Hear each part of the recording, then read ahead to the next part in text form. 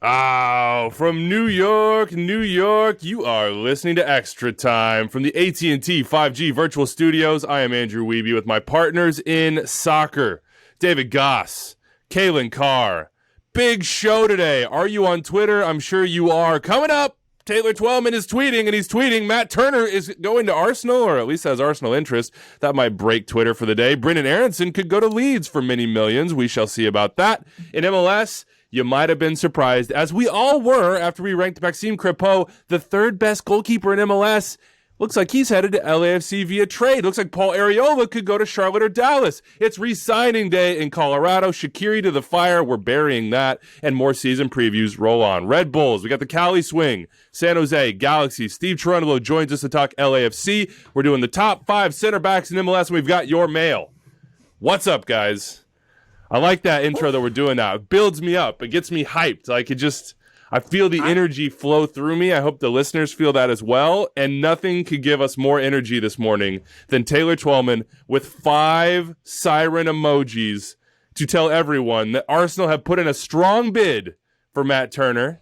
What a great opportunity for the player and the franchise to further enhance their brand. What do you think? What do you think about brands? What do you think about Matt Turner? What do you think about Arsenal? Every one of the U.S. national team. Yeah, which group chat though? That's the big question. Well, I have a group chat that's called Arsenola, which is like a very niche, like Arsenal and Barcelona fans, and they mesh together. And there's not a lot of MLS chatter in this one, so I think I'm getting leaned on. Strong Euro snob vibes here. Definitely, really so strong, like the strongest. They're awake right now and active in that. But then also my U.S. men's national team, people are like, what's he doing? He's going to lose his advantage over Zach Steffen as far as, just that sort of regular playing thing. So I don't know. This one crosses a lot of different different interest groups.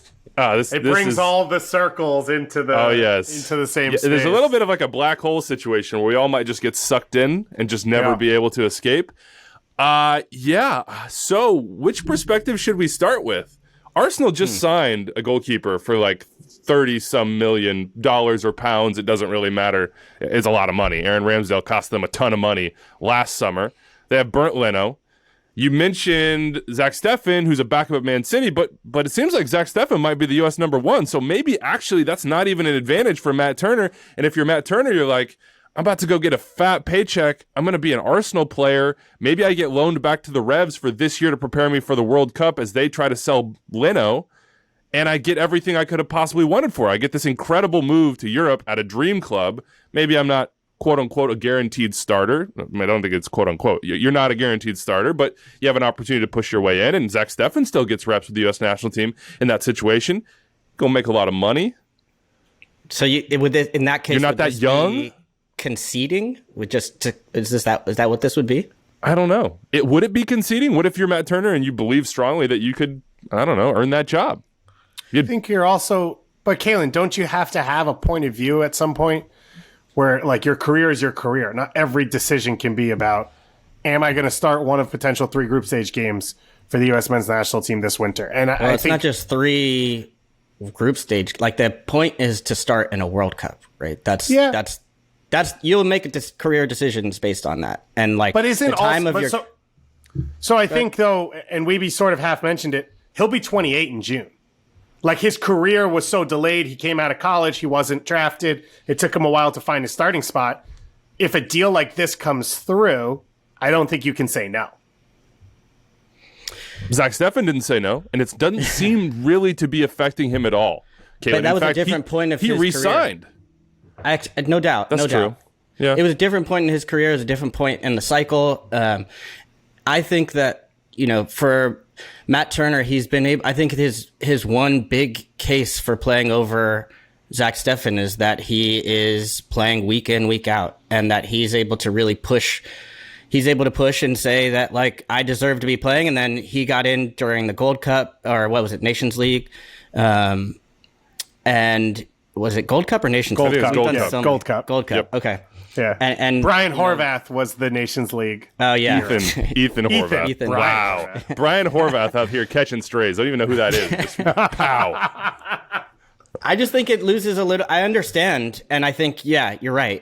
If Arsenal comes, if some of these clubs come, like from a financial standpoint, it's going to put you in a better situation. From a career aspiration, you don't know if that chance is going to come again.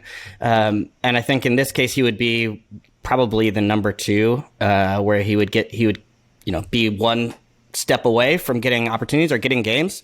So I and maybe it is like he's had such an incredible run of form in MLS that it's like it's gotten him in the door to have this interest, and then it's also to say, well, maybe it wasn't quite enough anyways to push me over the top to be the number 1.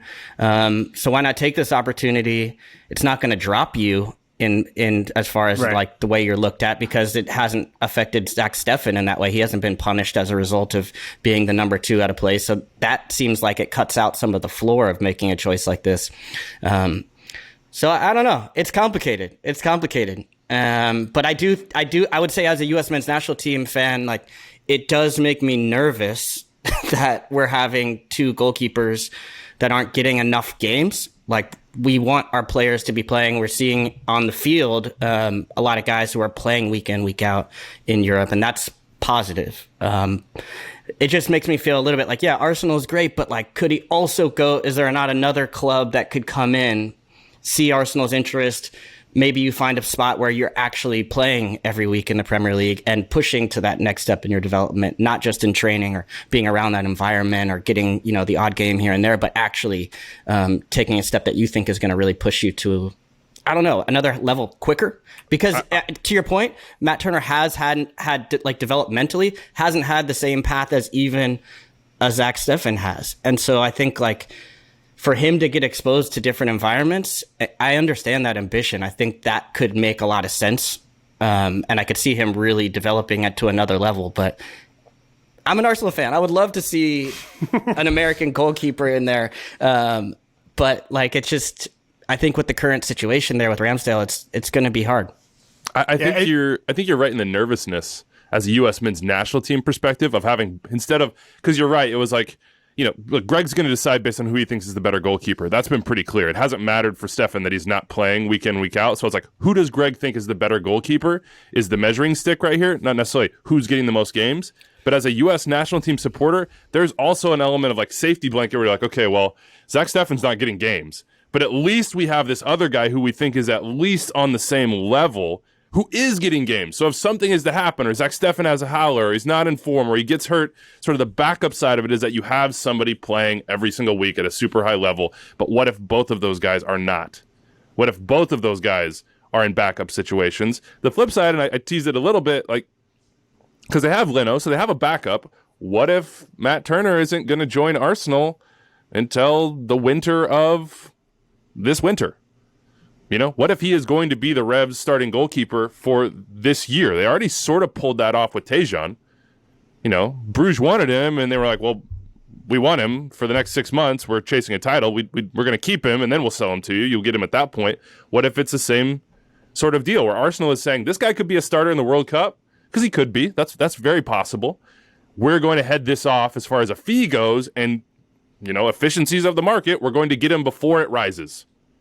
Right? I don't know. It's fascinating. Also move him. You could also place him on a loan somewhere else in Europe too, right? Yeah. Like we've seen that happen with Chelsea buying players or Man City buying players, where you get that, you run that same idea. Oh, I thought that was Andre's buzzer for a second. The buzzer is saying not likely. The buzzer is saying no, don't like it.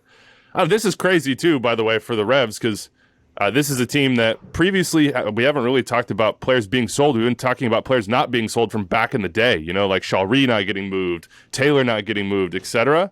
And now, David, it's almost like, well, if this happens and you have Tejan and you had Dewan and maybe even Buxa, the Revs might be a team in MLS that are like, we just sold 3 players for $30 million in 2 windows or 1 window. That's crazy. Yeah, it would be a different platform for them, and I don't think it's something we expected, especially with Bruce, because it feels like Bruce came in to win, and now he's sort of hitting it in both veins of being able to sell players, continue the club, change the perception of the club, and win a Supporters Shield, set a points record, and potentially make an MLS Cup run this year. So it would be pretty impressive. And we haven't really talked about Buxa.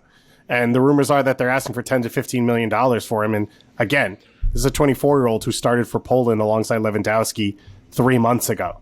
Like, this is unprecedented territory for MLS. And it's sort of getting ignored because Pepe's making a move and Brenden Aaronson rumors, and everyone's got allocation money flying around. And the Revs are quietly in the corner here, being competitive and potentially making a ton of money at the same time. It's pretty impressive, and it's a huge change for this club. I will say for their brand, Taylor says that it could improve their brand. I wore their T-shirt on Tuesday, and my girlfriend said that it's a great brand and a great logo. So I think they're already where they need to be. Just absolutely elite brand. Locked in branding-wise. If we have the Megan vote of approval, we're good to go. Don't worry about anybody else. You don't need to talk to anybody.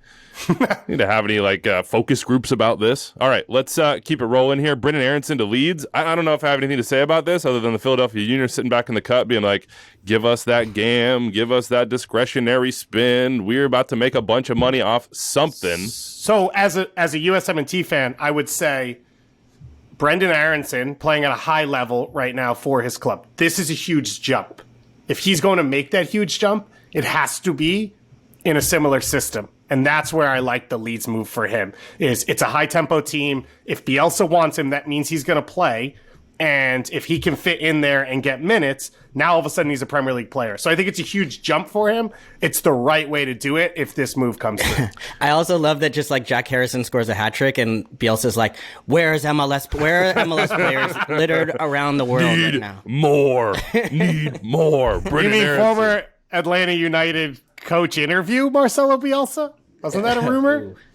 I don't know, man. What rumors can't we link? We can invent them if we want. Just start throwing it out there. We can do this thing. Shout out to Jack Harrison, by the way. Yeah. Amazing. That's an incredible hat trick. Yeah. Yeah. Well, he's had a career, man. He's had a really good career. And by the way, he went to Manchester City with no chance of playing for their first team. Worked out for him. Just saying. Get your money. Maybe. Depending. I don't know. Paul Tenorio with this tweet, and I have to read it because we're going to do poetry later with the haikus, but this is just music to my ears. Paul is back, baby. He's on paternity leave, but he's dropping in with gems like this.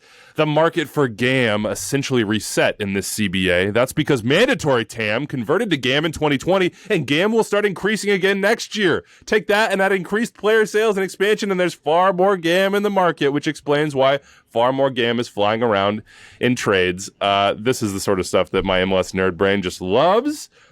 And I loved when I saw the tweet come through. I mean, Tom Bogert, many others. Is that a haiku? What? I don't know what that was, but it is like it's like the first paragraph to a classic novel. You'll remember that for the rest of your life. You'll be referencing that when you're 75 with a grandchild on your knee. Maxime Crepeau. We said he's the third best goalkeeper in MLS. First Stephen Goff, and then a whole host, including Tom Bogert, who's just killing the scoop game these days, say that Maxime Crepeau is going to go to LAFC for around $1 million in GAM.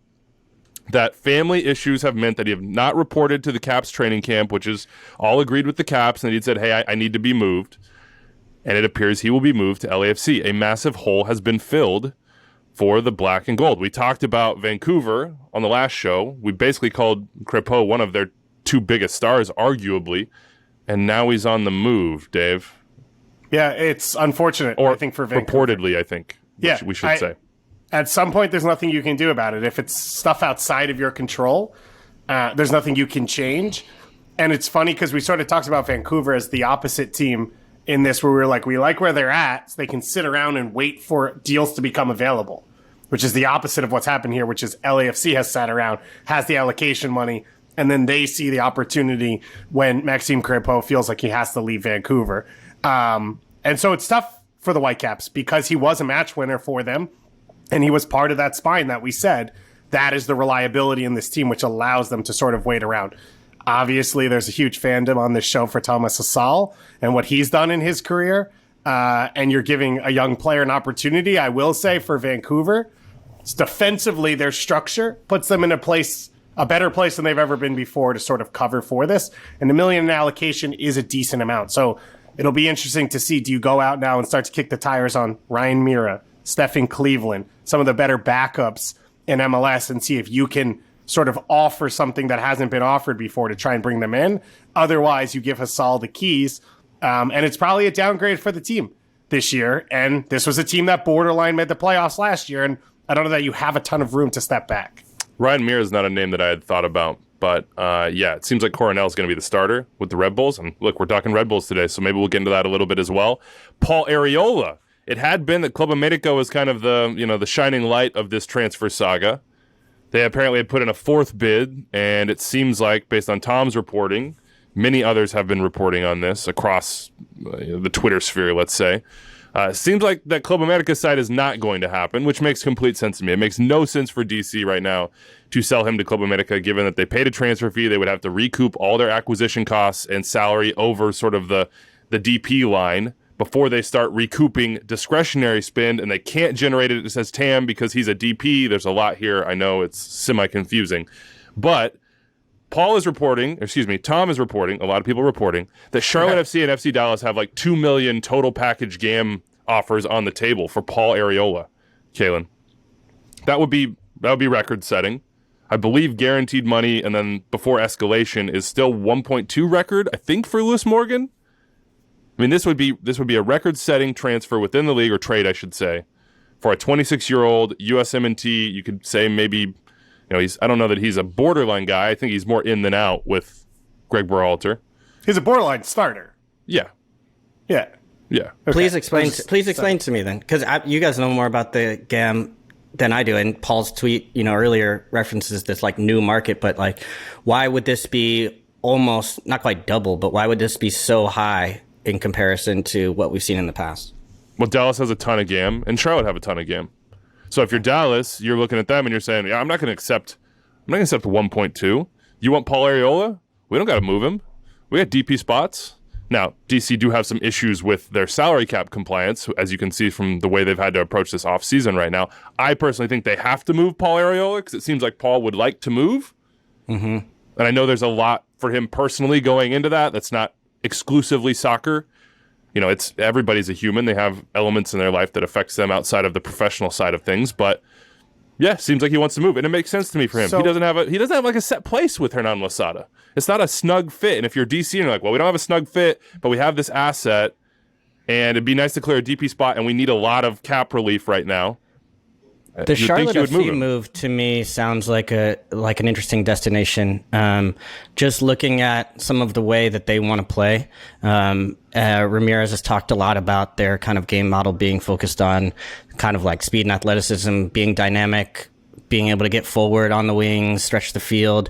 And most of the places that they've built so far have been through like the middle of the pitch and haven't really strengthened in big places and on the wings. And I think Arriola would definitely, he's a very unique player to MLS, right? Like even when you look around the league, like as far as, and that's why I think even with the national team, he still has a role to play where it's just that direct play, that ability to turn teams around, and get out and like sometimes cause havoc. And when he's in, for DC before the injury and like when he's in form, it also turns into goals. He creates a lot of problems. And so I think for a team like Charlotte, even as far as like trying to find a recognizable like U.S. men's national team player to be able to like use around that fan base to get people excited, I think I could see that move to Charlotte maybe more than anything as like a really maybe nice spot for Paul to get a change and like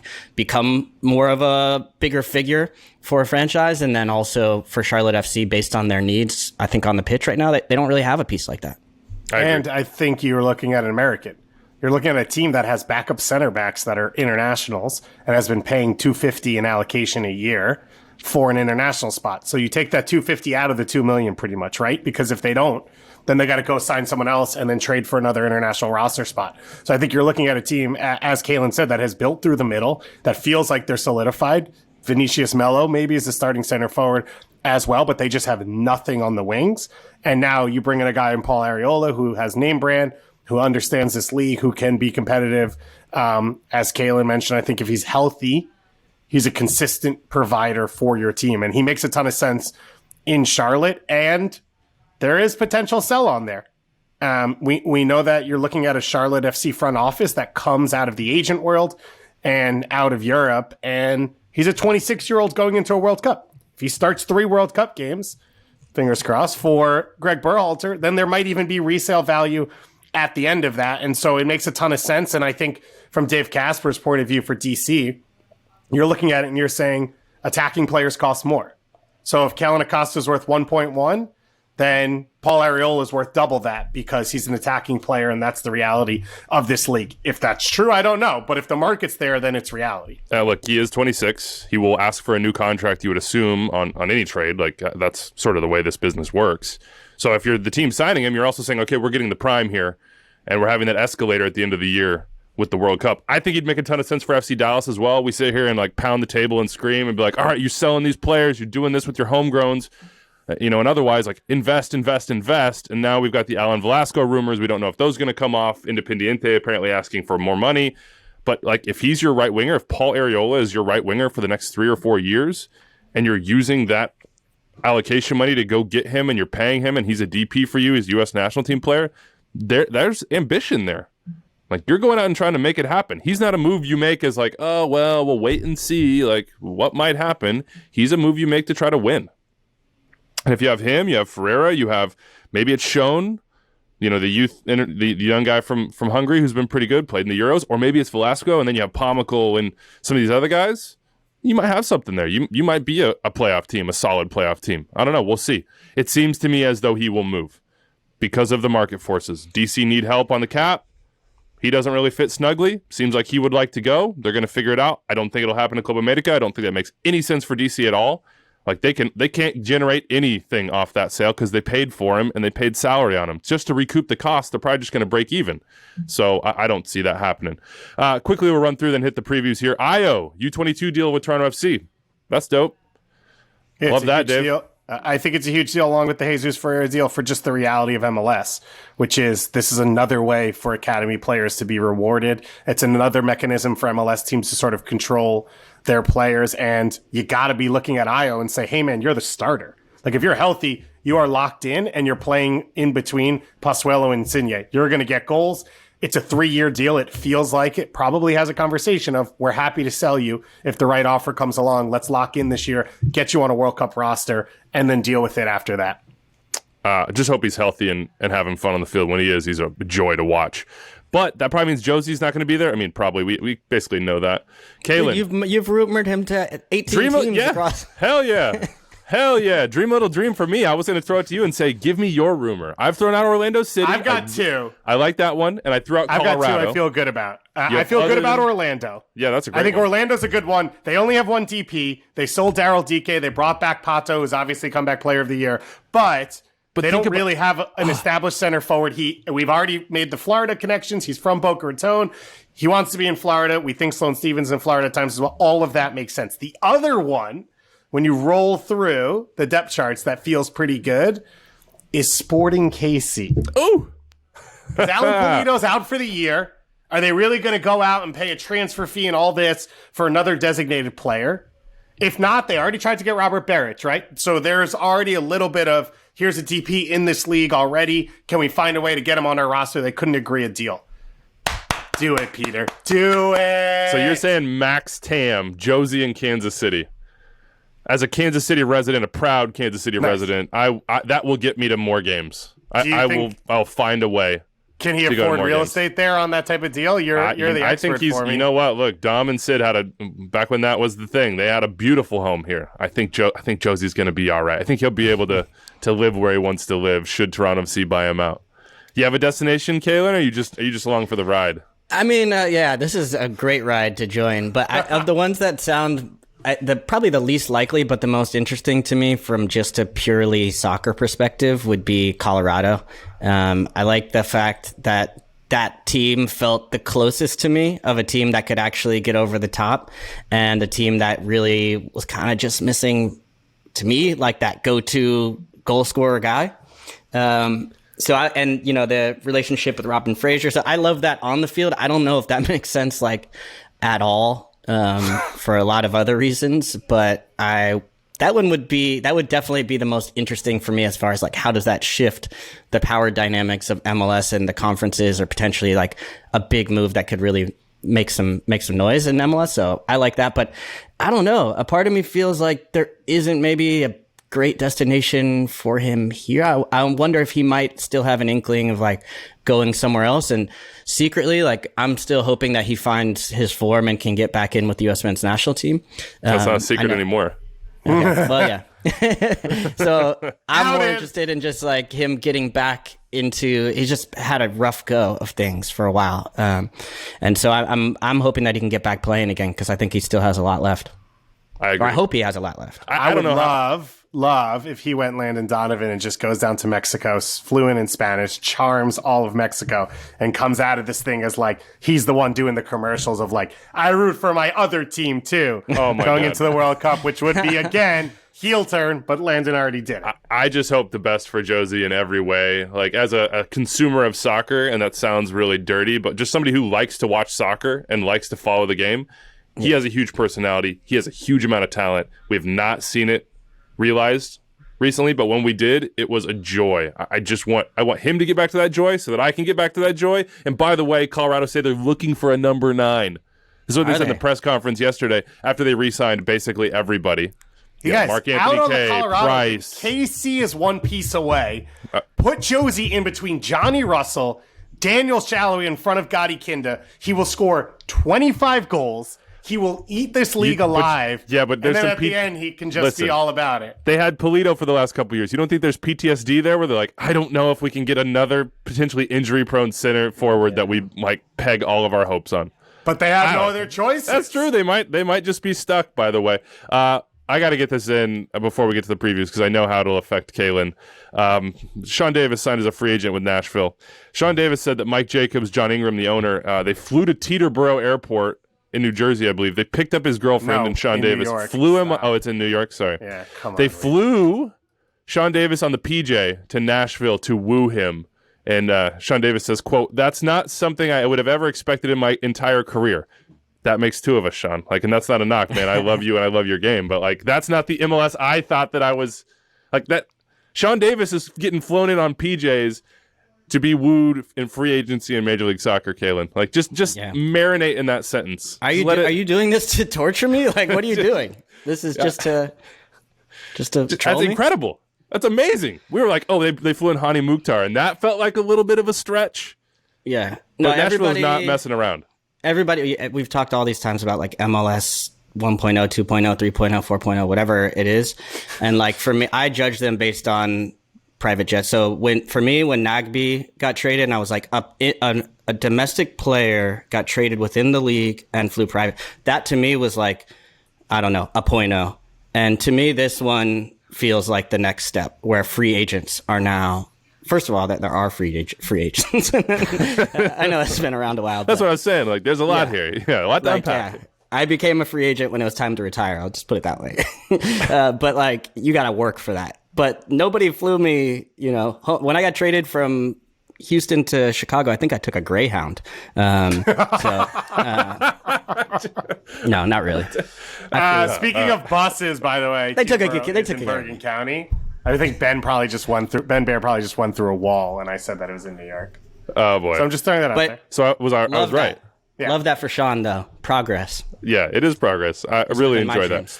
Oh boy, you know they might have wanted Sean in New York, but they didn't. They couldn't fly the PJ. Like, what are you going to do? He's already living there, so just that didn't really work for helicopter him. service. That's true. That's true. They could have tour of New York. Yeah. Yeah, just fly him around. Yeah, exactly.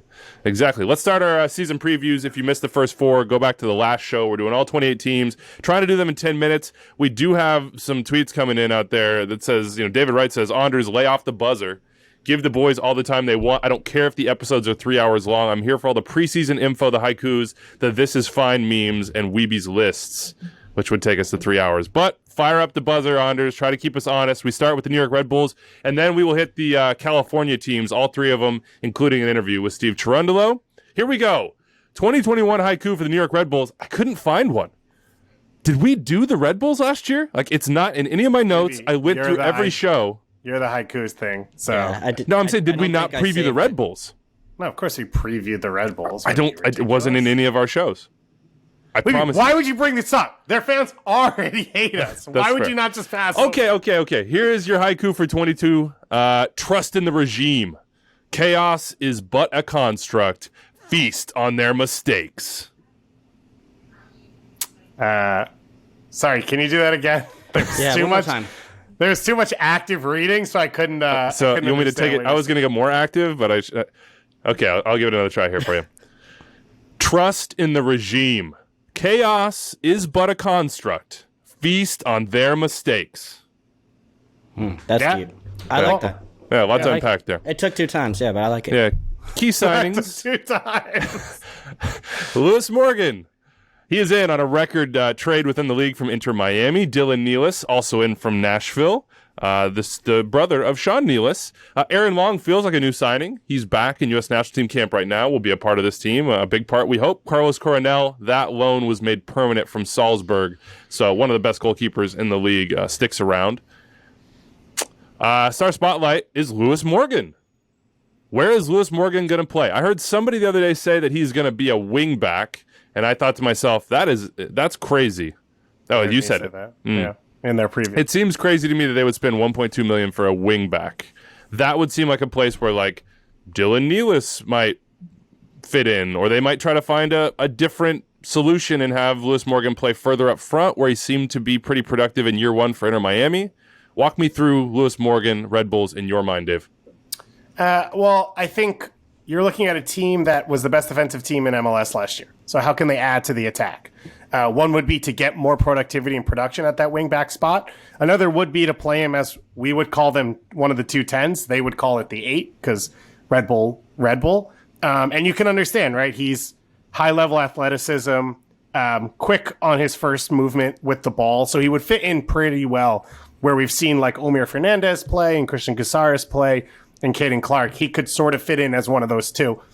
I don't think his flexibility hurts him, right? I think part of making the trade is we can use him in multiple ways, but we believe he can be effective in all of them. I see it that if they do play with 5 in the back, which I don't think is a guarantee, while they were the best defensive team in the league last year, they had to cover for Aaron Long being out. And I think Aaron Long's return maybe allows them to push more numbers higher up the field more consistently and play 4 at the back. But if they play 5, you're talking about giving one of the most dangerous players with space in the league more runway from right wing back. A guy who 8 defenders alive picking up the ball already in the attacking half, now getting 10 to 15 more yards to build up his speed and start to run at defenders. So I think it makes a ton of sense either way, but I don't think his flexibility is a negative saying, well, we traded so much, he has to play this role. I think part of the reason you could trade so much was he can fit in a number of roles depending how the rest of the offseason goes for them. Klimala. No more Fabio. Kalen, that was probably our other option on Star. Patrick Klimala, what should we expect from him this year with Red Bulls? I think a lot more goes on him with Fabio gone because there had been an element of sort of rotation there. Well, now it's Klimala. He's the signing from Celtic. He's the one they spent a bunch of money on. He's the number 9. Yeah, I liked the rotation dynamic they had because while I think Klimala's a nice player and like I think with some time to settle, we've seen players come in and have better years afterwards. And so I could see that happening. And for him, what he had that Fabio doesn't is he can stretch the field. He can get in behind. He can, he's dangerous being able to kind of, with the Red Bull system, like feast on mistakes. They win a turnover and they're able to play through him and behind. Now, I liked Fabio because I think he gave them a little bit more of a physical presence where sometimes you just want to smash and grab. And that's also a part of the game that the Red Bulls have been able to have in it. So, but I think, yeah, it's clear it's going to fall more on him, and maybe getting Lewis Morgan and adding pieces around him are pieces where you think that Morgan's going to be able to create more and get more opportunities, because sometimes it felt like as the number 9 position, there was maybe just too much being asked of them. And we've said this for a long time with Red Bull. Like, I remember going back to like BWP days and all that, where it was just like these kind of hopeful balls at times or just chaos that was trying to create opportunities, and finding more of like consistent ways to find service to the striker has been an issue, I think, for a while. And so I think Morgan can really help as far as that, because he has these different elements to his game where he can get to the end line, he can cut inside, like he could play a little bit underneath. I think he could play a lot of different positions for this team. So I like it, but I do worry a little bit about depth at the 9 position with Fabio out. And so I think Red Bull are still going to have to find some more pieces, because I think they're still probably not going to be able to just... I don't know if Klimala is the guy that is in that elite group of strikers in MLS. I think there's still some distance there.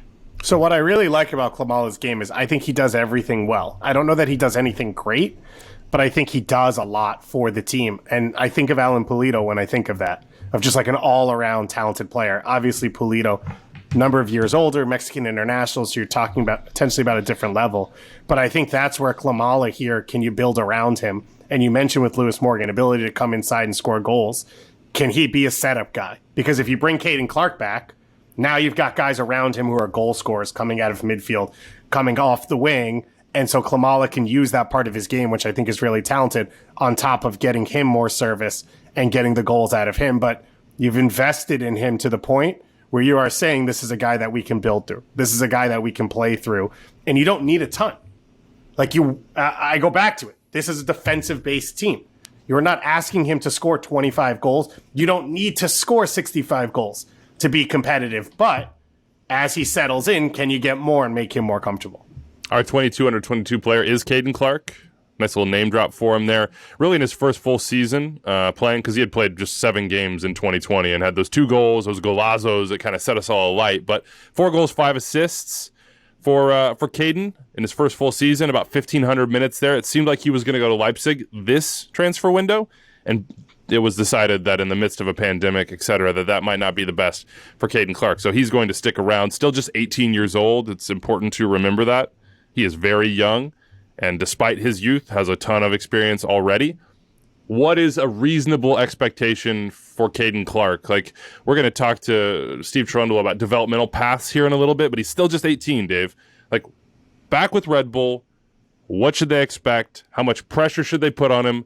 Where's his best sort of role and position? How do you get the most out of Caden Clark? I think for the Red Bulls, it's those few positions underneath the center forward. I think he's really comfortable because he does cover a ton of ground, that he can help you with that press and that counter press high up the field. And he has a clear natural talent for being around the goal in dangerous areas. And so I think that's position-wise number one for him. I think for the year, the goal should be getting a full season. Because last year, the appendectomy, I believe it was for him, really put a wrench in his season. And he was at a spot where he was a starter. He was a guy that was leading the team, and he was going to get that first full professional season under his belt. And then he gets the surgery, and he reaches the point where, in the playoffs, he subbed in and then subbed back out before the end of it. And so he was not the player that I think all of us expect him to be. So if this year, if you can get somewhere between 2,500 and 3,000 minutes out of him, that's where you start to talk about a full-time starter and the year that he needs to help him develop towards Leipzig. And it feels like this Red Bull setup, as I said, having Drew Yearwood behind you, who covers a ton of ground, being off Casares and Klimala, who are guys who can create for you. I think that this is a huge opportunity. I have to bring this up.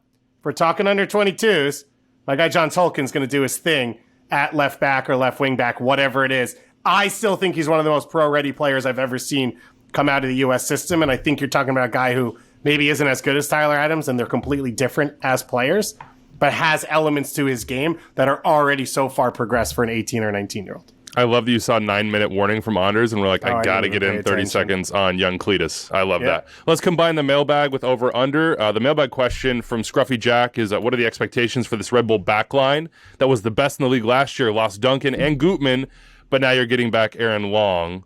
And then the over-under is appearances for Aaron Long. What would you set that at? Kaylin, I'm going to throw it out to you at 24 and a half. That's pretty high, huh?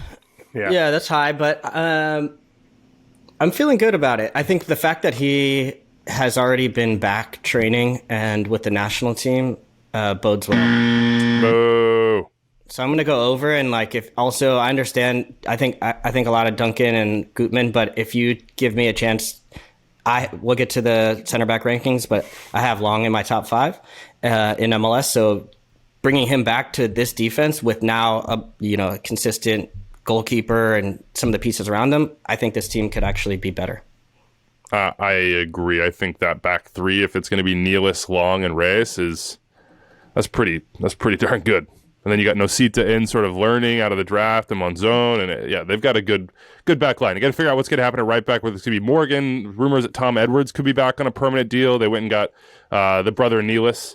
So we'll see about that. All right, let's see. I think the "this is fine" meme, like the big weakness, concern, or pitfall is, right, it's they can't create enough to win, right? They can destroy, but they can't create, or they can't capitalize on the destruction enough to be, anything but what they have been, which is sort of like hovering around the playoff line. Anything else to add to that, or we can just do our predictions here? I would just say if Aaron Long's not healthy and you've lost Sean Davis, that there's a possibility you take a step back defensively, even though I agree with both of you that they could be better this year if everyone's healthy.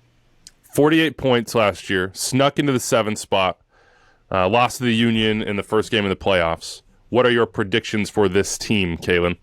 I have them as a playoff team because if you go back at, 10 years, 11 years, it's like for all of the change that's happened within the organization and for, maybe you wish that they could push even higher or get back to those supporter shield pushing ways. Like, I don't think that's a realistic expectation. I don't see them in the top half of the East, but I also have like very few reservations that this is a playoff team just because of what I've seen. And I think getting Long back is even going to make them better. Yeah, on the borderline again for me, like somewhere in that 5 through 7 spot. And last year there were 4 through 7, there were 3 points separating there. So I think they're going to be a team that I think they'll make the playoffs like you do, but they'll be a team where decision day matters. And the week before decision day matters, if that makes sense. Sure. Yeah, that's a lot of teams. So. That's basically everybody. Yeah. They're in the playoff on conversation. the right side of those. Yeah. Yeah. They're in the playoff conversation. I don't think they're going to be a top 4 seed, but there are a bunch of question marks with them, which could be really positive, right? If Frankie Amaya is good this year, if Aaron Long is healthy, if Caden Clark is healthy, you're talking about one team. Then the other team is Amaya still can't find his feet.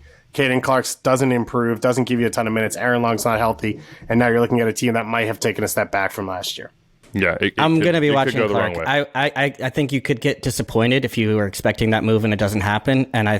You're right. He is so young.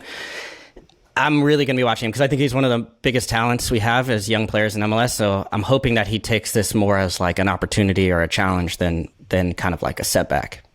Yeah, that's the Red Bulls. Let us know what you think, Red Bulls fans. I know you always have opinions. Before we get to San Jose, breaking news in MLS preseason here.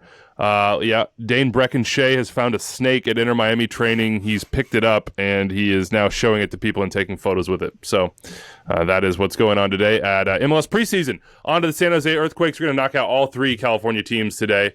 There is some, there's some reporting going around here. A quote, perhaps, from Mateus Almeida. John Rojas is on Twitter putting it around, via an interview in Argentina. I don't know if this is a real quote. I'm just going to be very honest about that, but it sounds kind of real. Quote, I'm on a club that only invests the budget received by the league. We've added 2 players till now, but we need 7 or 8. This is making me better. I'm finding new ideas, says Almeida. I'm learning. The clause on my contract expired. This is my last year. I had written my haiku before that. Here was the 2021 haiku. Mateus says, guys, man marking, love it, hate it. We can't look away. In 2022, the haiku is this. Mateus is back. But what about the future? Quakes, stuck in limbo. It just feels like they're stuck in like this middle ground where we all know, and Mateus knows, and the club knows, and everybody knows that that's not the long-term solution, and that his particular style of play is not the forever. But we don't really know when exactly he's going to leave, and there's always these rumors around it. And where could he go? When could he go? What's his contract? What's the spend like? What's after that? Who's the GM? And we figured that out at least. It just feels like they're in this limbo where they don't quite know exactly what they want to do. Yeah, I think they are. When you look at now Houston establishing themselves and FC Cincinnati, it feels like starting to find a direction. And Toronto, Bradley, it feels like they're like the limbo team now. A lot of the other teams that were in this conversation have sort of found themselves. And yeah, with San Jose, it feels like this is the last year of Matias Almeida. It's known, but you can't do anything. And so you've got Chris Leach making moves for Jeremy Abobasi where he can and brings in Jan Gregus. But otherwise, you don't want to sign long-term contracts for players that Matias Almeida wants, but he won't be here to coach. And I don't know that you can find the right players to come in and play for Matias Almeida, who will then be the right guy if he leaves after that. And so you really are just wondering what's going to happen. And I think it's been proven that Almeida can get performances out of guys and emotionally is able to inspire teams and has started to get more flexible with his tactics. So it's a team that could compete for a playoff spot. There is some talent on this roster, but it is a weird team in a weird spot, and it's really hard to put your finger on. The key signings here, it is Jan Gregus from reentry draft, 2 homegrowns. Shout out Will Matt Richmond. Bersano as a goalkeeper, a free agent. And then you go inside, you draft Osini Buddha in the super draft, which, considering what they've done so far, that makes a ton of sense. If they're not going to go sign a difference maker, like you pick the guy in the super draft that you think could be the biggest difference maker, and it helps that he's coming from down the road. But that sort of transfer window is indicative. And again, if that quote is real, you can understand maybe what Matias Almeida is talking about. But if he's not going to stick around, then what? Who's the star on this team, Kalen? Like, we would have said Wando probably of years past just to give the man the respect that he deserves, but the Wando era is over. Chofis is on loan, which goes back to what Dave was saying about, hey, well, let's not commit too long-term here. Christian Espinoza has been a star at times in this league, but maybe wasn't consistently so last year. I don't think we want to drop a star label on Cade Cowell. Outside of that, that's it, right? Abobasi. Abobasi could be the star. You're missing Abobasi. You're missing a couple of center mids and JT Marcinkowski, who has developed into one of the better goalkeepers in this league. Okay, but developed in one of the better goalkeepers. That's not star. No offense. No offense to Jack. Yeah, no offense to Jackson Ewell. That's not star in the same category as others. Almeida. The star is Matias Almeida, right? Yeah, that's true. He's been the star signing of their team over the years. Like, he's brought in some players. I think there's been mixed results is probably the best way I would describe it, as far as the players that he's brought in that he's chosen to fit his system. We've seen some incredible moments from Chofis where he was just lights out, scoring unbelievable and going. But I don't know. I think this club, overall with Almeida, it just really hasn't. Just look at the results, right? That's the way I say words. I understand it's fine. Yeah, the ambition of going out and getting a manager like Matias Almeida shows ambition, but then what has that turned into? It really hasn't turned into playoff appearances for the most part. I haven't seen even the same type of impact that I've seen at Vancouver or other places. It just feels like they're behind to me. And I like some of the moves where, Jan Gregus, I think, is a player that is maybe not being valued other places and comes back in and can really help. I think the same thing with Abobasi, where he was coming off the bench primarily in Portland. Great value, big upside, can come into, he got injured, I think, last year, which kind of didn't allow him to show what he could be for this team. And I have developed some young players, like you mentioned, with Marcinkowski and Cal. So there is some things to hold on to. But ultimately, I think this Almeida experiment so far has, by and large, if it ended today, has not been a success. And so I don't think even some of the choices he's made as far as how he set up his team, while we say week in, week out that it's interesting or exciting or what the heck is going on here, that to me is not that might be entertaining, but ultimately it's not getting results. So I think there's still more questions than answers as far as kind of where this club is going, and that's disappointing because I'm from the Bay Area and I want them to do well, and but it's just not. It's not happened so far. Yeah. I don't know where to go next. I would agree with a lot of that. I'm not sure that it's entirely clear that they know exactly where they're going, outside of that Matias Almeida is probably not going to be there to do it. Again, I could say this. TBD. Here's a dream scenario, or do we wait for that part? I don't know which. Give me the quick one. Yeah. Give me a quick dream. Wait, no, this is for the Quakes or this is for coaching? For the Quakes.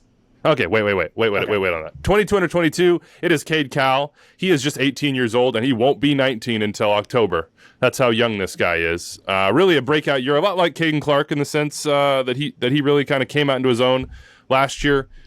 He had 5 goals, 6 assists in just a hair under 1,700 minutes, 14 starts for Cade Cowell. I think if I'm remembering correctly, and I'm just going back to check here, he mostly had his starts early in the season. Then the second half of the season, he was mostly a sub. Yep. So, Dave, what is 2022 for Cade Cowell? What do you hope for? Well, this goes perfect because this is my dream scenario. I think you hope that he's a starter on one of the wings. I think you hope that he establishes himself as an MLS starter who has that pop and the game-changing nature that we saw last year to project as a national team, sell to Europe, big-time player. And I think the dream scenario overall is in August, when you turn on San Jose, it's Buda, Jeremy Abobasi, and Cade Cowell along the front three, just tearing teams apart in the open field. And I think that has potential. And I understand Espinoza's a designated player, but he's not a top chance creator in this league. He's not a goal scorer, elite goal scorer in this league. And I think all three of those players have a high future that San Jose can rely on. And so Cade Cowell, I mean, what you saw from him was somewhat system affected, right? Those early games where he was good were against teams that tried to press against San Jose, and there was a ton of space for him to run into. And that's a skill set that he has. Can he now bring that into complete games where teams are sitting back at times, teams are doubling down on him? He has to come inside and find the game, and maybe not always in open space. But I think you see the technique, the touch, where he's comfortable under pressure. And then you see him start to use his physicality in different ways of can he start to ride defenders and ride tackles rather than just blow by players. And all of that exists. And I think he's a guy who we just talked about, Caden Clark. I think he could be better or a bigger difference maker in this league than Caden Clark is. All right. How about these questions? The mailbag here. Art Pordiaz asks, and this will cover our over-under as well. What's the over-under of Quakes coach finishing the season? I'm going to put that one at I don't know when the summer sort of rumbling would start, but I'm going to go ahead and say, 20 and a half games just to be safe because we start so early in February. Basically, is he going to be gone sometime this season, or will be at the end of the season, and then Mateus Almeida will go take a job in Mexico or with a national team or otherwise at that point in time? Will he make it through the full season, in your opinion? Yes. Yes. Yeah. He'll play out that contract. Yeah, I think he will. I agree. Okay. I think so. I think that's probably the smart move there, too. How about this? Corey Schreppel says, how is Jan Gregus going to fit into Almeida ball? And God knows we already had a 15-minute conversation about this yesterday because we are nerds, Dave. This is all you. Take center stage right now. If David Goss put together an MLS team, Jan Gregus would be on the field. The guy's sublime on the ball. He sees a pass. It's beautiful. He doesn't really cover ground. He's not very athletic. And Matias Almeida's requirements in his team are for players like that to be all over the place. I do not understand this move at all. The only thing, again, going back is it's a DP who's available in re-entry, and San Jose's not going out to sign anyone else, and Chris Leach says, let's get some talent on the roster this year. Technically TAM, if we want to get our acronym. Oh, is he not a DP? No, I think he's a TAM player. Okay. Well, plus via re-entry, I believe they had the opportunity to renegotiate, so I can't imagine they would have renegotiated into a DP spot, but I could be wrong. Well, sometimes it's nice to show that you have DPs on the roster. And the nerdery is interesting. So here's the one thing on Gregus. If he's a guy sitting back serving balls to the 3 or 4 attacking players I talked about who can stretch the back line, that could be very effective in the right setup. Yeah. I don't know that, but Kalen, how does him, Jackson Ewell, Judson, Chofis all fit into a midfield?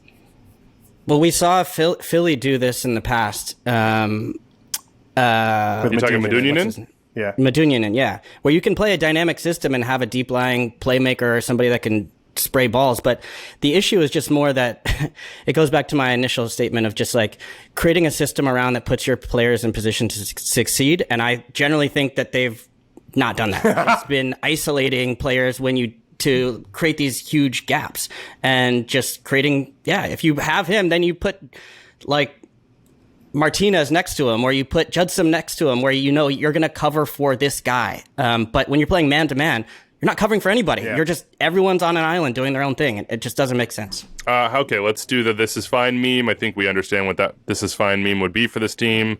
Utter chaos, uncertainty, 5-4 wins, 4-0 losses. End of the year, they're below the playoff line. Why could this? We haven't done the why could this be their year side of this. We've mostly just hit the predictions. What is the prediction, and could it be their year? And do you think it could? Maybe. Kai Kamara just had a penalty kick saved. Oh, my God. In the 85th minute, down 1-0. And it's a pretty good shot, too. Sorry, guys. He opened up, went goalkeeper's right low. It's a little bit at a savable height. It wasn't that low. The goalkeeper gets his hand up. I was going to say, it's a savable height. That's so painful, man. Yeah, that sucks. Why could it work for San Jose? Or what's the prediction? You could just go prediction. My prediction would be they don't make the playoffs. Yeah, my prediction would be the same. We saw the first year that Almeida came in, times where he was able to rally guys. I think they do have one of the better back lines in the league, just zero depth around it. That would be. And then Jeremy Abobasi. We haven't really talked about him that much. But I think he's a guy who does a lot of things at center forward again, who can create for the wingers around him. And if he gets the minutes that he's never really gotten in his career and can start to finish at a level that he's capable of, you could be looking at a guy who goes double and double and really leads your attack. Playoffs or not? Yeah, I'm hoping for Ibobasi to do well. Same. But I think, I see this team outside the playoffs looking in again. All right, some more news around the MLS preseason. Jim Curtin says Kasper Shabilko was not in training today, and there are rumors swirling. A lot of it is factual, says Jim Curtin, but nothing is official at this time, so we'll keep an eye on Kasper. Man, Jim will tell you anything if you ask him a question, right? Apparently, man. He's just like, some of it's BS, but this is pretty factual here. LA Galaxy time. You have David Goff's Instagram report at the top of this. What does that mean? You guys are always the Instagram reporters. I have a report. Nice. Did you see on Instagram, Chicharito put up the video of Julian Araujo running right into him the second they entered the locker room on day one of training and spilled his coffee all over Chicharito's fancy sweatsuit? That means Julian Araujo is locked in. He's ready to defend any forward in this league from day one. Instagram report, David Goff. I thought, to me, that's bad vibes. No. To me, that's like, oh, no. There's some terrible omens at work here. That the first day that you got your sweatsuit ruined by your teammate, I don't like that. I don't like that for the Galaxy. I don't like it one bit. Here's the haiku from 2021. Forget Instagram. Big clubs demand big results. The work begins, Greg. I'm out already. Well, you remember last year the big story was Chicharito on Instagram doing his rehab routines? Yeah. Like that was it, man. We were really talking about that a lot. That's probably when the Instagram reporting began. We should make that a segment, by the way. I think the use of the word "we" there was very liberal, but continue. That's fair. All right, here's their haiku for 2022. DNQ again. Tears won't fix the Galaxy. Wake, sleeping giant. DNQ is did not qualify, didn't make the playoffs? Correct. Okay. Yeah, DNQ did not qualify. Tears are not going to fix the Galaxy, but, you could feel the pain on the final day last year of falling short. You can feel the desire. There's a purity to the emotions that swirl around this club, or at least as it pertains to Chicharito. And they are a sleeping giant, but they're definitely still sleeping. So... Didn't somebody write in to be like, how long is this show going to be? Because we have LA. We haven't even got to LAFC yet. We haven't even had the Steve Cherundolo interview. And LA Galaxy I feel like fans you should get longer haikus for. You think so? Okay. I don't think you're allowed to. Double the haikus for certain teams. You know which ones. Their big signings so far. There haven't been a ton of big moves for the LA Galaxy. Kelvin Leerdam came in from Inter Miami. Raheem Edwards was signed as a free agent, so a couple outside backs there. And then Richard Sanchez signed as well to back up in that goalkeeper spot. They just re-upped Victor Vasquez, so that's a big one. But they've lost Sebastian Lletget and others, and we'll get to that in our sort of mail section here. But the star spotlight is Chicharito. Chicharito 2020. Can I just throw out there, because their big signings were Dejan Jakovic, Ryan Raveloson. Right, those signings were made in the summer of Definitely last year. Butchered Joveljic there. I butchered all of it because I have it all written down incorrectly. Why would I leave something written down incorrectly? But those were their big signings, right? Like, that was the moves that they made. Yeah, because Cabral, Greg Vanney didn't Grandsire. Yeah, they also lost, of course, Jonathan Dos Santos this offseason. But there's David Goss theorem at play here. We know that. Yeah. We know that. Kaylin, how about Chicharito, though?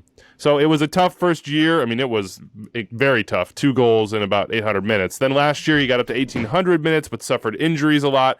But scored 17 goals, had 3 assists. When he played, when he was on the field, he put the ball in the back of the net. What is 2022 for Chicharito? What does it have to be for the Galaxy? Well, hopefully just healthy. I think just last year was like you saw his quality in that he still has that knack around goal. And when the hard part, honestly, was like for the Galaxy to win games, sometimes he would need 2 goals or they would need to score 3 as a team. And they were like 3-2 dramatic wins with Chicharito willing them back, with Julian Araujo just bombing down the right-hand side. And then the issue was not with Chicharito, because like when he was there, they were able to get on the right side of a lot of those types of results. But when he wasn't there, yeah, they found a good run of form in that middle part of the season where they were able to withstand. But it always felt like they were just like holding on until he came back. And so much of, I feel like his play is just, it's not so much that we've talked about this with Portland Timbers as well too, with like Blanco, where he's the most important player on the field, but he also is kind of the emotional leader, like has this, like sets the personality of the team.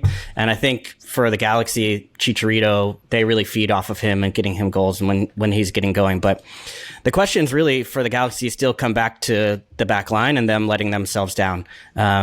Bond, I think, was good in goal, very good in goal, but was being left out on an island. And some of the goals that they conceded last year were just very difficult to watch or to accept. And Vanny, I think, overall was like frustrated throughout the season that they continued to find themselves making these same mistakes, which ultimately kept them out of the playoffs. So they had such a good form through that first half of the season where you saw it, but ultimately like the cracks, I think, were revealed, and most of those came from the back line. But if Chicharito gets 17 goals this year, I feel like that's even if he gets 17, if he gets the same amount of goals or even less goals, if they make those goals count is really the question. Can they make the goals that he is getting count instead of having to say, well, actually we need 25 from him in order to make the playoffs? Like that's not, I think, the recipe for success for the Galaxy. And I think, go ahead. I was going to say, I think they've started to improve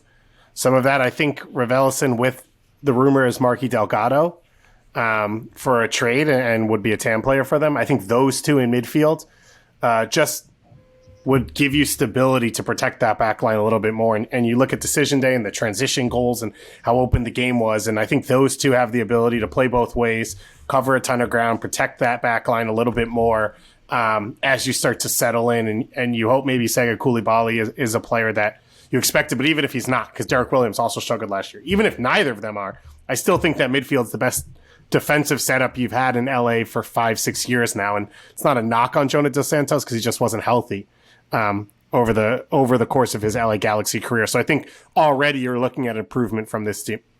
You need a big time David Goss theorem jump from Williams and Koulibaly. Like you need that thing to come through big time. 22 the player to watch here.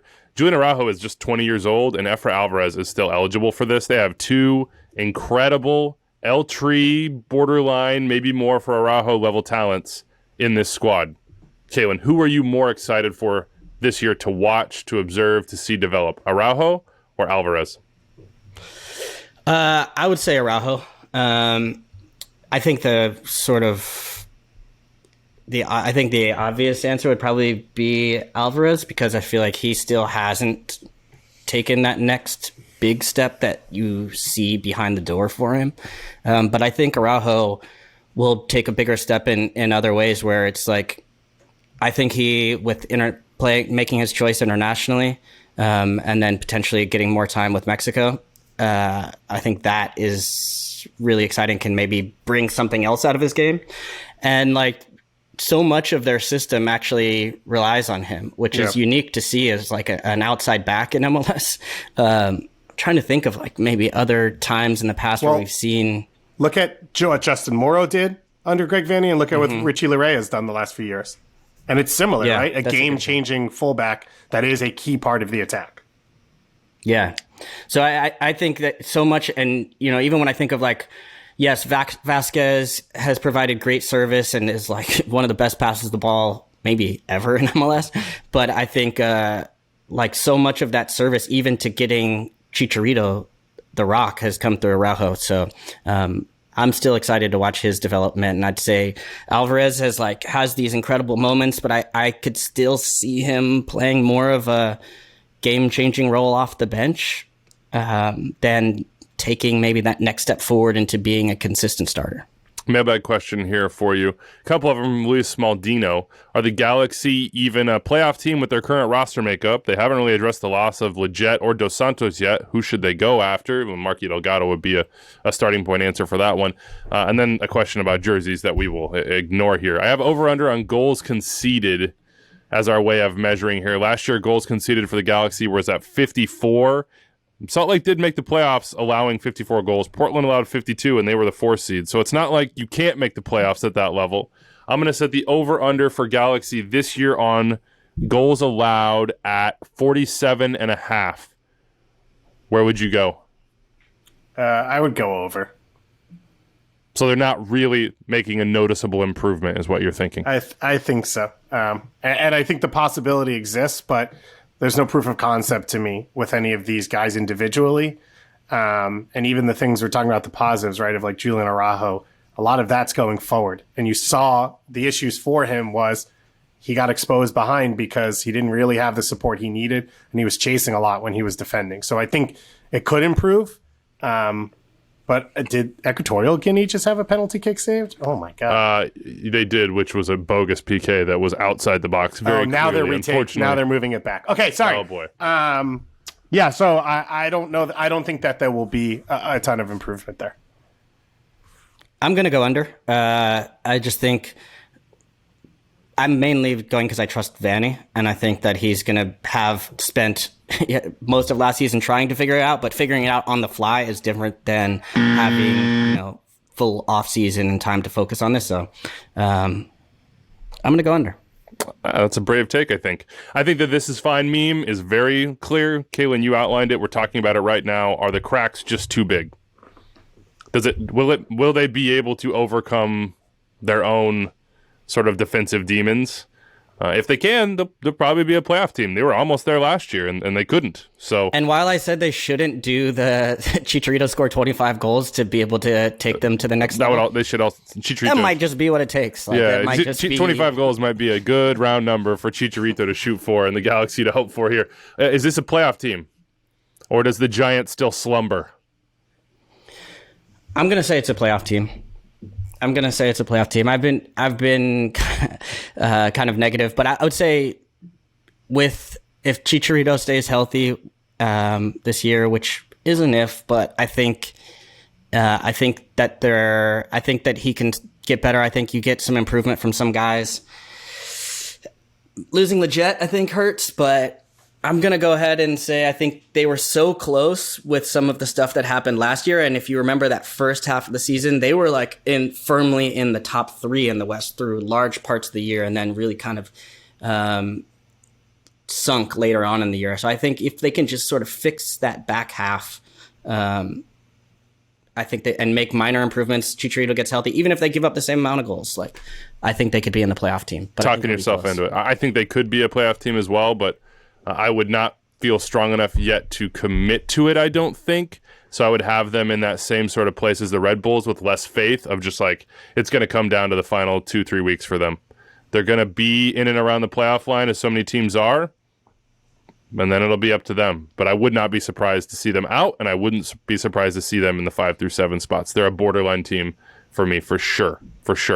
All right, let's get to LAFC. Steve Cherundolo is the head coach. This is his first head coaching job. We were fortunate enough to sit down with him, Dave and I, on Wednesday. So let's take a listen to that interview, and then we'll preview the black and gold. It's an AT&T 5G call to the field. Out to downtown LA we go. Steve Cherundolo, the manager of LAFC. Steve, welcome to Extra Time. Thank you for having me, guys. All right, let's start with the first day. Your first day as manager of LFC, your first day as a manager of a first division team. I wonder how you scripted that, because I imagine those are things that you script as a manager. You want it to go a certain way. You want a message to get through. You want to set a tone. How did you set that tone? That's one way of doing it. The other way is just getting work started. And I think these are long seasons in any country and league around the world. It's not a sprint, it's a marathon. I think on day one, you can definitely say too much. So my message was short and clear. And then we will add pieces to our expectations on a daily basis, whether that's tactically or cognitively, that is all different. So we'll add as we go forward. And I think the most comfortable place and way of doing things for everybody is just to get on the field and start playing. And that's what we did. Vibe check. What's it like? What's it different from last year? You were there with Bob as well. I think you guys are in the same facility training, and now you're taking on that role. How is the vibe different under Bob versus how it is under Steve? Well, that would be a question for the players. But from my perspective, I'm trying to be very hands-on with the players. It wasn't that long ago that I was a player myself, so I think my perspective, understanding where they're coming from, what they're going through. First day of preseason is also difficult on the body, and so this week we're trying to understand and appreciate what they're going through, but at the same time having our eyes on the goal of getting ready for game one. Are you a player's coach? Is that how you would describe yourself? Again, a very good question for the players. I think I'm understanding of their situation, but at the same time, I also have a job to do, which is to win games for LAFC. All right, I want to understand what your village is as a coach. You know, I always say it takes a village, and you've had a lot of influences, I'm sure, and some that we're just not familiar with given your background. What is your village as a coach? Who has influenced you? Who are you taking from? What's coming out in your methodology day to day? For sure, a large portion of my adult life, probably my entire adult life, was brought. I lived in Germany, and so the DFB and a lot of the German tactics of the German game and the Bundesliga have certainly trickled into my coaching methodology and the way I view the games and my philosophy. So there are moments where I believe the game is isolated into four simple phases. There are also moments where it's all connected, and those moments that connect the dots are the transition moments. So I think maybe one greater influence of my career as a player, but also in coaching, was a guy by the name of Ralph Rangnick, who's now the current manager at Manchester United. A very bright individual who didn't have a huge soccer background and really broke down some barriers when he started coaching. He was that first generation of guys who were trusted in big jobs who never had a career themselves. And his way of seeing the game and coaching the game opened my eyes, and he's been a huge influence since. And then you talk about Germany, that background, living there for so long. Why decide to come to the U.S. to start as a professional coach? Well, it's my home. So it was a natural move to come home. And this is something, looking from abroad and watching MLS grow over a quarter of a decade, a century, has been amazing. And the progress has been amazing. It's something I've followed very closely, and I always wanted to be a part of. I anticipated being a part of the league as a player first. It didn't work out due to injury. And so now it's my shot to be part of the league as a coach, and I'm very grateful for this opportunity. I'm excited to get started.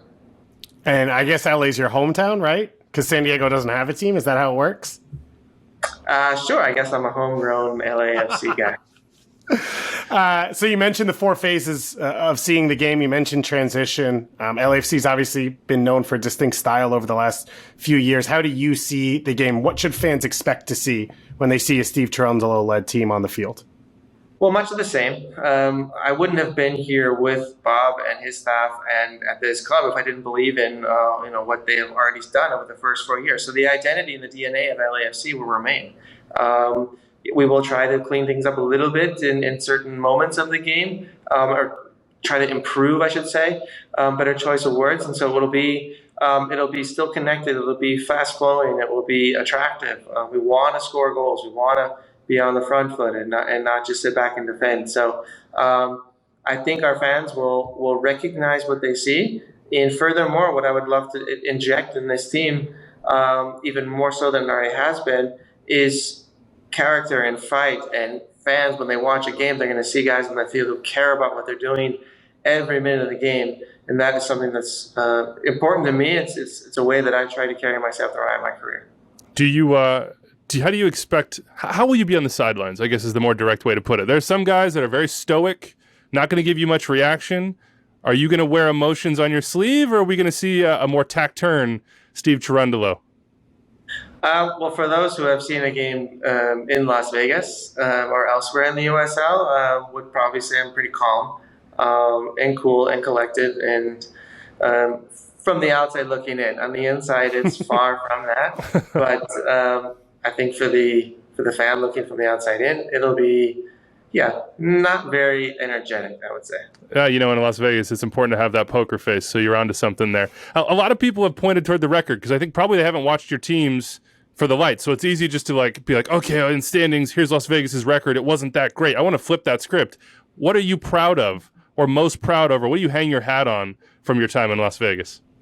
Well, the job, the description, and what we achieved to do. First of all, success is relative. It's how you define it. And the way we defined success with Las Vegas Lights last year was getting players ready for MLS and for LAFC and their style of play. I think we did a great job of that. We progressed a few players, to name a few: Mamadou Fall, Danny Crisostomo, and then bringing guys in like Danny Musovski, giving them valuable minutes with us. But when he is called upon for LAFC, he's ready to score goals. So there were big successes, as far as I'm concerned, last year with the Lights and in our objectives that we set out to do.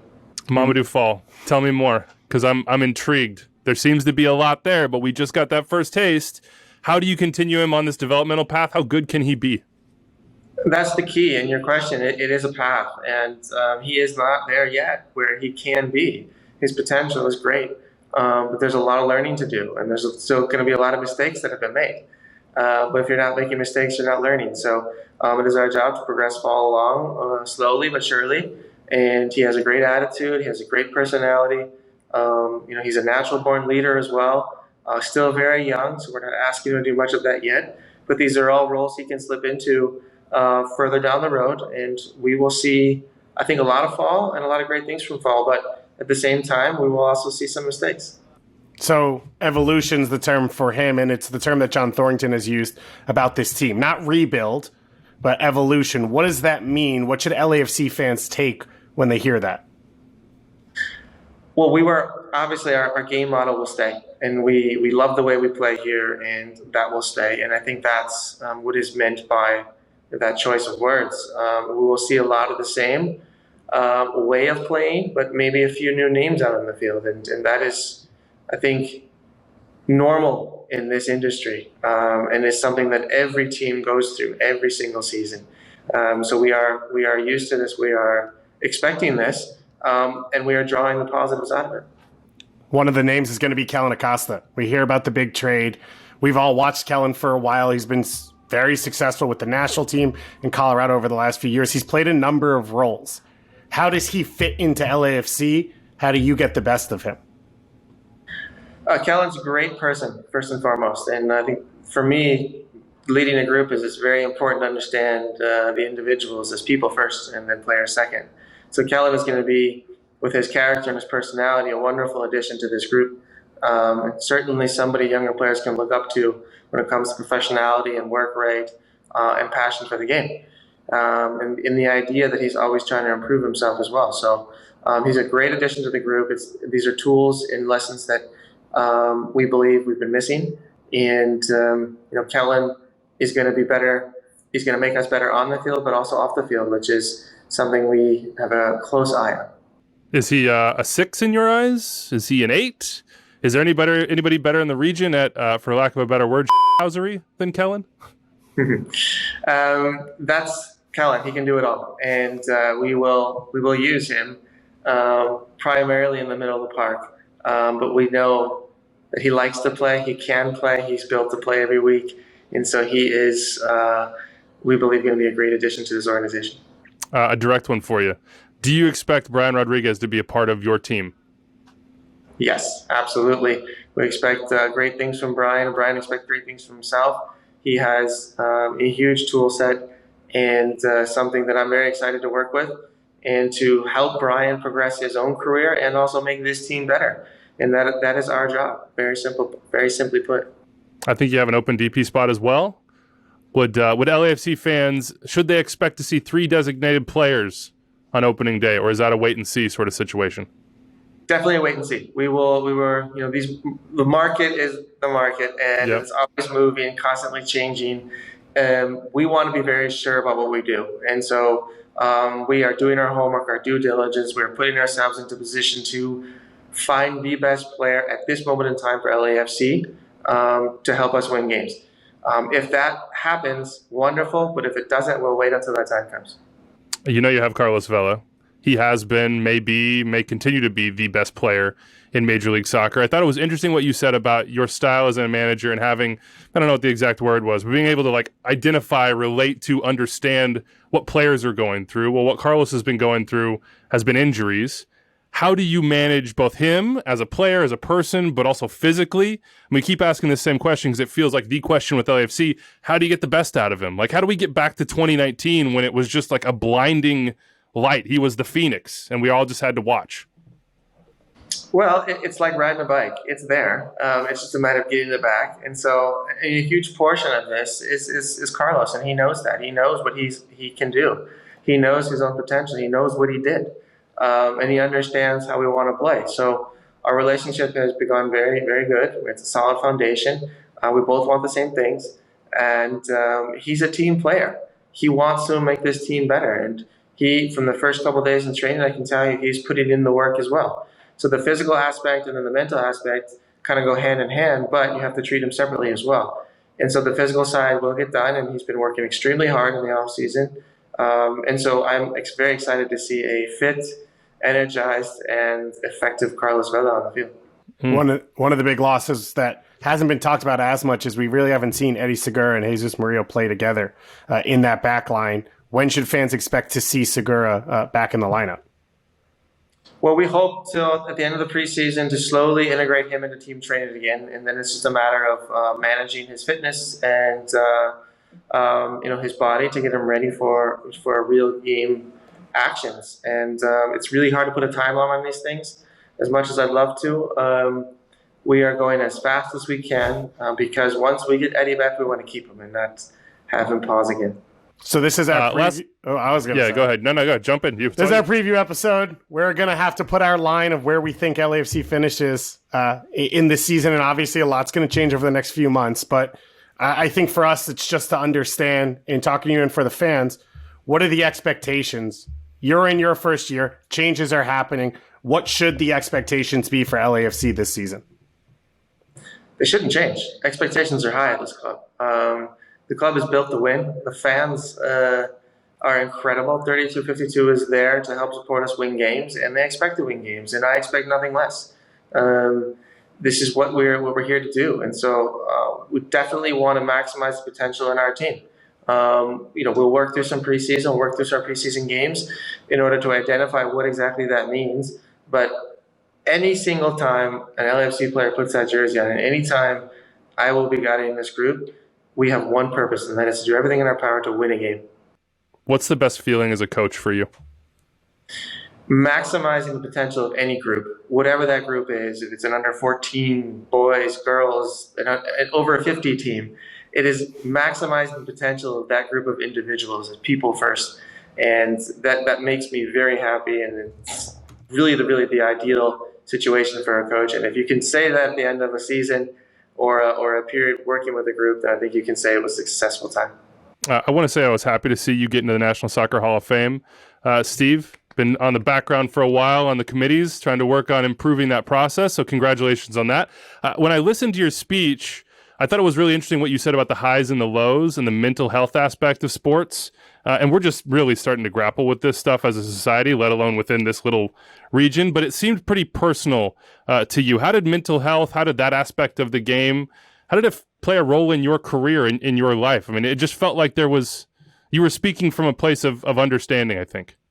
Absolutely. My father always told me growing up, pro sports is 90% mental. I didn't really think much of it at the time, as most kids just kind of brush away advice from parents. But going through all of that in my career with the national team, with Hanover and back and forth, it wasn't always successful. There were downs. And so I saw a sports psychologist very early in my career. And it helped. It helped set goals. It helped clarify what is important, what is not important in this business, but also in life in general. And, I had been also a part of teams and we had teammates who have suffered greatly from this and paid the most dire price, which was they've committed suicide. And so I've seen this affect individuals, families, teams. And it is way too important not to talk about it. So the more we can talk about it and get it out there, the less of a problem moving forward this is, because there are solutions. I just want people out there who are like wondering what that might be. I mean, one of the best books about soccer and life I've ever read is A Life Too Short. It's the Robert Enke story. And I think that's who you're referring to from 2009. So I would recommend anybody curious to go check that out. And I have one more question on this particular subject, and we'll let you go. I know you have a lot of work to do, Steve. You said in that speech there's more pressure on athletes than ever before, and we see sort of a shifting media landscape, and that's part of it, and anxiety is part of it too. You're now a manager of a team with a lot of young guys. Like, you're in a leadership position to help them, to guide them. What role do you have in public or in private to help your players through those challenges, to recognize those challenges, to, I think as you said in your speech, to help heal them?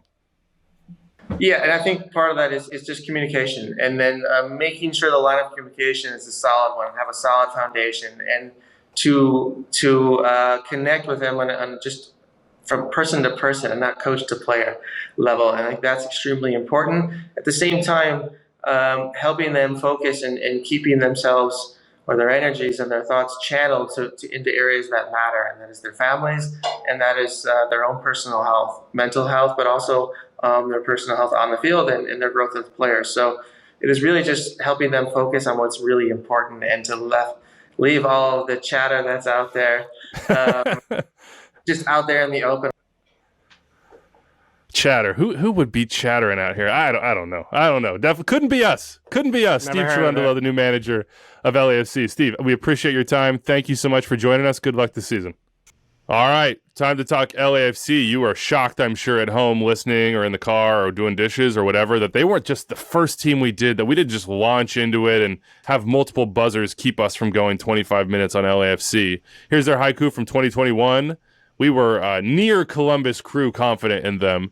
Vela, MVP, another shield would be nice. Cup would be nicer.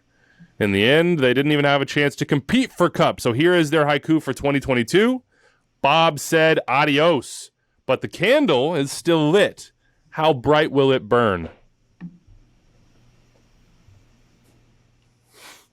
Yeah. Sorry, I'm still recovering from the Kai Kamara thing. Yeah, game over. I feel Sierra for Leone him. lost. You Yeah. can at least give me some like snaps here. Like, Okay. I'm looking for something. Bob said Yeah, adios. I'm on but the stage. candle is I'm still baring lit. my How soul bright to will it everyone, burn? and here we are. I Just appreciate the feedback at all. candle with Carlos Vela. So Right. it's good wordplay. So is that basically saying like this, like the season rides on how Vela does, or how bright he is? Yeah, I mean, I think it's both the candle of LAFC and at the core of what they are or hope to be, because Steve Cherundolo really is a continuation. It's not like a big philosophical change for LAFC, right? Like, a big part of why he was hired is because he understands what they're trying to do. He agrees with it. It's his sort of chosen style as well, which you heard from him in the he said interview. it And multiple he can times. he can continue this. So the candle of LAFC is still lit, and so is Carlos Vela. Like, he's still there. He is still the shining light. It's just a question of what they'll get out of it, whether it be sort of the system that they want to play and the way that they want to entertain and be successful, as well as the star player that thrives in that system that was a basically nothing burger last year because of injury. So there's a lot going on. They've made a lot of signings. Like, they've done a lot. Yeah, It's actually been a pretty busy offseason for them. and I think the idea that the candle still burns of this is not a full rebuild exists, right? Like, there's a chance. Last year they didn't make the playoffs. There's a chance that they could get back to being MLS Cup competitive this year without having to do a full changeover, a full rebuild of the roster. So I think there's potential there. All right, here are the ins and outs. Go ahead. Oh, sorry. I was going to say, just to go to the Vela thing, like, we're going to get to him in the Star Yeah, Spotlight. we'll get. Go Don't ahead. worry, he's in the star spotlight, no doubt. Key signings: Franco Escobar over from Atlanta United. They've been busy in the trade market. They also got Kellen Acosta, of course, from Colorado Rapids. Last week, Ismail Tajuri Shradi was picked up in the same manner. So that's like wing depth, goal scoring for them. Somebody explosive there. Ilya Sanchez as depth, both at center back and at central midfield for them coming in. And now, of course, reports, rumors, it seems to be that it's going to happen. Maxime Crepeau is their new goalkeeper. So in that breath, you've got a new starting goalkeeper who gives you a position of strength where it had been a position of uncertainty. I think that's being a little kind at times to the crew that's rolled through there in the last year and a half, 2 years. Kellen Acosta gives you a U.S. national team potential starter, 26-year-old in their prime, 6 or 8, whatever. I mean, in the middle of the park, says Cherundolo. He was not going to be nailed down on that one. Franco Escobar could be a right back. He could be a center back for you if maybe you play a back three. But you also have Kim over there, so he's good depth. I think at you're both looking those at a positions. Tristan Blackman replacement with Franco Escobar. Yeah, that's the way it feels. Like he can flex into both spots. And it gives them the The thing flexibility. that makes sense to me about all of these things, all of these signings, is they are all experienced, successful MLS players from winning programs. Like, go down one by one, and all of them either have like won a title, gotten close to it, or been, experienced, solid MLS players, and they all seem to really fit. Which I think when you looked at what LAFC and where they've gone for reinforcements has mostly not been that profile. Yeah. It's often been young, talented players from, Central or South America that have come in, or even players from Asia or all over that have come in and really come and tried to like sort of adapt to the LAFC way, and I think fit their game model, but maybe haven't had that experience in MLS. And some of them have really found big success. But I think one piece that you look like when you're looking at stability and you lost a manager and you're bringing in a manager is somebody that has, like Kellen Acosta, right? You know that this guy nothing is going to shock him in a game, And while he might not pin down exactly where he's going to play him, the way LAFC play, it's so much when it's flowing, like there are really interchangeable parts, and to be able to play these different pieces. And I really liked Escobar signing, and I like him as a right back, because I think when we've looked at how LAFC has had to sort of fix broken parts, it's often been because that right back spot is like not settled. So they didn't really trust Blackman all the time there. He wasn't consistent enough. So, and I think he has huge potential. But I like him a little bit better in the middle of like in a center back role. But then they kept having to pull out Latif, and then Latif leaves the middle of midfield and is playing right back, and then that kind of disrupts the way they like to play and how good Latif is in the middle of the pitch.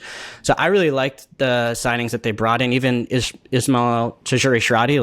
I think they got him for like $400 or $500 in allocation money, which I think is a good price, like actually a pretty low price for from what I know, to be for a player of his kind of quality.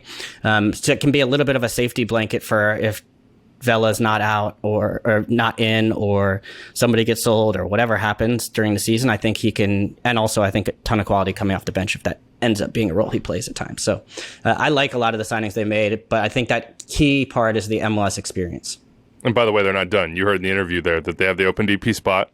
Cherundolo was not going to commit to a time or a player or position on that, but it is obviously in play for this team. He did say Brian Rodriguez is going to be here. We'll get to that in a second. Carlos Vela, though, is obviously the star spotlight, Dave. Don't even ask me a question, Weeby. Just do it to yourself. We're talking Carlos Vela. This is your space. So the question I was going to ask is, like, is God mode over for Carlos Vela? Like, is 2019 Carlos Vela, or even a semblance of it, is that the past? Or is there a present and future where that exists? I just don't think we know. I think it's interesting that in the interview, Steve Cherundolo, I thought, was fairly specific of saying it's like riding a bike, and didn't say, well, we have to change his responsibility. We have to change the load on him. Like, he could have, in that answer, said, I believe Carlos Vela can get back there, but I believe that as a team, we can do more to help him and make his life easier. He didn't we say gotta keep him fresh. I'm going to think about resting him in strategic moments. We're going to put less on him in this way. It sounded like he was like, well, let's just get him back to where he was in 2019. And with Carlos, like, there has been up and downs in his career where it's been like, well, physically just couldn't do it right now. But then he comes back and does it. He's not old. He even when injured the last year and a half or so, there were always times where he came back and you were like, oh boy. The second he steps here. on the field, he's still got pull back to the right side, and a defender goes by him. And I think when you look at a team with Christian Arango established at center forward next to him, it's a target he's never had before. It gives him more to play off of. It gives him more that he can set up. And Kalen was mentioning the right back spot. The expectation would be that Kim Moon-Wan also takes a step forward. And I thought he looked a little uncomfortable, a bit robotic at times last year, but if he can fit in better and he can feel more comfortable, he can give you width as well down that right side, which again pulls a defender, makes Carlos Vela's life easier. So I think there's a lot to this team that means he doesn't have to be that guy, but if he can get close, that they can be effective. What do you think? Play prediction here. We're not going to do over-under on this, Kalen, because we would just talk Vela the whole show, which, sometimes we do that. Between 2018, 14 goals, 13 assists, and 2019, 34 and 15. Again, 34 and 15. Where do you think his stat line lands? Like below year one, so, still very good, but below 14 and 13?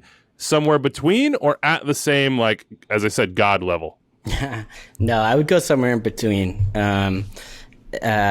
Which I think is the easier choice. But which would still be like Hani Mukhtar, MVP, I am the best player in the league level. Yeah, but I love Hani Mukhtar more than anybody, but I do not think he's Vela. Like, Vela is, like you're saying, another level, and I think he could do, like, no disrespect, but pretty casually a Hani Mukhtar type season. I love that. I'm just going to go casually drop a Hani Mukhtar season on you. I'm going to casually have 35 combined goals and assists. Yeah, no, it's where his talent level is for sure. And so I'm just like, to me, it's like, you can say, oh yeah, Arango's here. He's never had a piece like that. But it's like, to me, it's just all about him and like how he's feeling. And the interesting part about him, and we've seen this throughout his career, is just like, he's an enigmatic dude. Like, if he's feeling it, if he's feeling good, he's one of the best players like you'll see anywhere.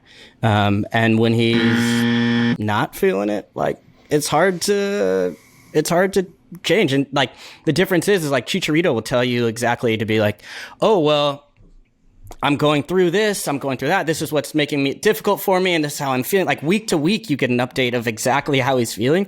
And Vela you'll never get any of that. Like, you're not getting behind that curtain.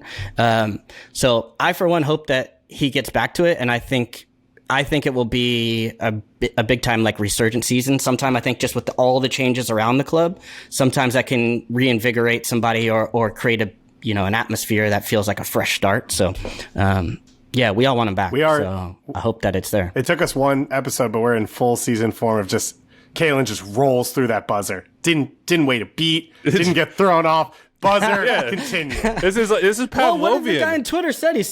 He told me to do that. I'm just doing what the fans want. This is Pavlovian. Like, we don't drool, we just ignore. We just keep going. We're like, yeah, that's a sign that, we got another 10 minutes here. I got buzzers at the door. Yeah, you just got to keep going. There's a lot of buzzers. Kalen's training once you ignore one. Exactly. 2222. Player to watch, Dave. Who are you more excited to watch this year, Brian Rodriguez or Mamadou Fall? Brian Rodriguez. One, attacking players are fun, and two, this is a guy who plays more for the Uruguay national team than he has played for an MLS club at times throughout his career. So he's been more effective, certainly, it seems. And you see it with him. Like, that's what's so obvious. Boom. The guy steps on the field. He touches a soccer ball. I was at the El Tráfico game when he scored that absurd goal. Like, it's so obvious with him. It just needs to be more consistent. And I think if you're talking about a slightly healthy Vela, I think you're looking at a Jose Cifuentes who's much more established, much more comfortable right now in this league, and an established Christian Arango. That is the setup to say, hey, man, you're getting one-on-one opportunities. You can come in field when you want to and find the game. I think this is a setup for him to be successful. If he can't, then it will probably never happen. And if they do get rid of him, if he does go to Brazil or wherever the rumors are, I wouldn't begrudge this team. And I think that's part of the Tajuri Strati move is he can be a starter in this league, but he has flexibility. So, yeah, that's got to be the guy. I'm a big Mamadou Fall guy, as you probably noticed in the interview with Cherundolo. Really looking forward to seeing how he takes a step forward this year. Mailbag question for engagement. Culture Soccer hits us up. Is Crepeau a bigger signing than Acosta for LAFC, Kalen? I like Acosta. I actually think he can be a best 11 player this year. I think getting into we're not doing predictions on best 11 yet, I don't think. No, we're not. Okay, but I think he's going to really flourish in the system. But I think Crepeau is also huge. I'd probably put Acosta. I just think really highly of him, but LAFC have almost never really felt settled at the goalkeeper position. I think Tyler Miller is probably their most consistent. I don't know if he leads them in appearances, but I feel like Crepeau is going to really give them something solid there. And I'd say also at the number 9, they've never really felt settled over the years. And now you see what a difference that is with Arango. So I think Crepeau will be huge. And even in the last 2 weeks, you're seeing some really, really solidifying moves from LAFC in important positions on the pitch. Andrew says we have to wrap this preview, and he's right here.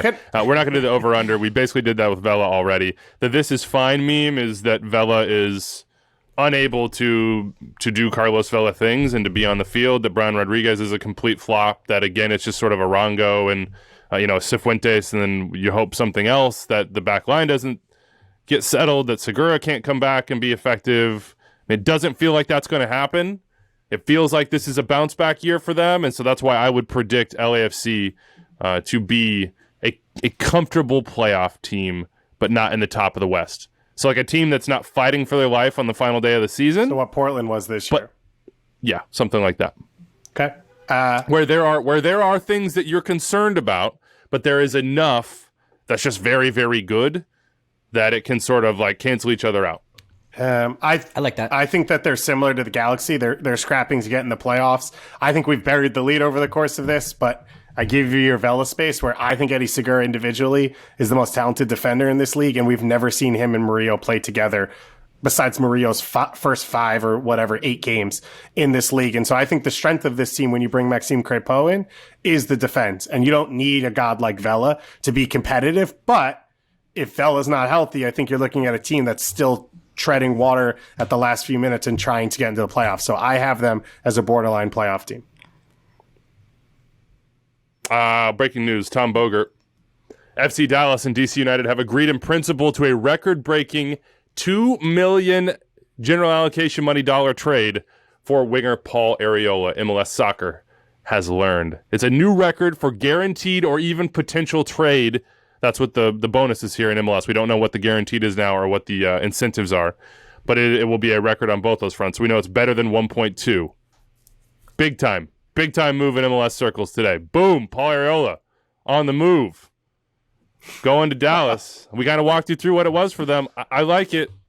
Their ambition is not going to look the same as every other club's ambition. Their ambition is almost certainly not going to be Lorenzo Insigne. Almost certainly. Their ambition is not going to be Lorenzo Insigne. So, there you have it. There's the news. More coverage at MLSsoccer.com. Tom, always a must follow at Tom Bogert. All right, let's get out of here before Anders kills us. Top 5 center backs. ETR vote is in. Here's where we went with the top center backs in MLS for 2022, or at least the most talented, or who we think is the best. 1, Zimmerman, Walker Zimmerman, the defending defender of the year ×2. Yaimar is our number 2, Seattle Sounders. Number 3, Alexander Cayens of NYCFC, getting some respect. He absolutely deserves it. Our number 4 center back, Miles Robinson of Atlanta United, the U.S. men's national team. And number 5, there's some disagreement here, or agreement, but we haven't been able to suss it out. We have both Aaron Long, back from injury, but a former defender of the year, and Jack Elliott here, plus a ton of super talented honorable mentions, Dave. Would you like to break the tie between Aaron Long and Jack Elliott, though I reserve the right to disagree? No, I don't want to be pegged with that. I like both of them. They're both great players. You said just toss it to me. In the chat, you said toss it to me. I was joking. You're like calling for the ball. You're calling for the ball. I was joking. And then when I pass it to you, you're like, yeah, but not now. If you like read in a little the message bit. above it, it was a joke about doing time on gotcha. Paul Arriola because Anders is about to lose his mind in the chat. If you put Aaron Long on this list, then I think you have to start putting Eddie Segura on this list. Again, my guy. So I don't know. That's tough for me, but I also don't know that I'd put Jack Elliott over Jakob Glesnes, who I think has been every bit as good as Jack Elliott. Both of them can defend over the top, physical with forwards, and both of them can pass out of the back. So it's settled. Aaron Long is our number 5. If the Philadelphia Union wouldn't choose Jack either Elliott, of those guys, by the way. Yeah, if the Union wouldn't choose him, then we're not Did choosing Kamal him. Miller get on this list? Because that was my vote. He's an honorable All right, mention. then I broke the tie. Kamal Miller's in. False. He's not a part of that tie. Andreu Fontas is also in our honorable mentions. Jonathan Mensah, Antonio Carlos, playoffs, Larry Smabiala made it here. So, yeah, there's a bunch of talented center backs in MLS. Sean Nealis, I think, after last year would deserve a shot. He maybe doesn't have the body of work just yet. But let us know, were we right or wrong on Centerbacks? Walker Zimmerman, Ymar, Alexander Cayens, Miles Robinson, and Aaron Long. That's going to be our top 5. Quickly in the mailbag, 401-206-0MLS. Anders' head is melting right now. Mike Conti has a quote from Darren Eales that says, Atlanta are the kings of the South, Charlotte are the Queen City. Maybe we'll call this the Royal Rumble. What do you think about that as a nickname for a Charlotte-Atlanta rivalry? I don't know. It's kind of weird. Not for you. Not for you. Anders wasn't feeling that as well. It looks like Diego Valeri is out in Portland. They're just sort of waiting for the official announcement to come. We've done that one before. I don't think we'll tackle it again, but you know how we feel about Diego. Only the best is what we want for him, whether it be back home in Argentina finishing his career or right back in Portland making a life for himself and his family after the fact. Hit us with a good one here. Do we have any good ones, or should we just say goodbye and do Anders a solid? I think Dave, what do you think? I think Anders is ready to go. I just want to say shout out to Kai and anyone out there. Send him some love on social media or anywhere else because he's worked pretty hard for this and it sucks.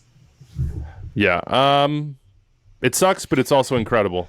You know, that end result I think is painful, but Sierra Leone, Kai Kamara, everybody involved and just getting to AFCON has made history and has a ton to be proud of. So congratulations to them. It'd been 25 years since they had been at a major tournament. So, and he scored the penalty to get them to the tournament. Yeah. So that's the way penalties go. He told me an incredible, I know Anders, he told me an incredible story of like the guy who had missed a penalty before him, got really like terrible treatment from fans and like had a really tough time. And so Kai stepped up and tried to give him the ball on the one before, and then he took it on the one to make it, and the guy handed it back to him and says, you take it, and they made it and qualified. So penalties can be cruel, but I think what Kai has done to kind of like for Sierra Leone, for his people, and to give them so much to cheer for being at the tournament. There were no expectations for them to be at this tournament or what they would do there, and got a point against Algeria and Ivory Coast. So brutal the way it finished, just hearing about it on the course of the show, but super proud of Kai and like, I just wanted to give him some love too.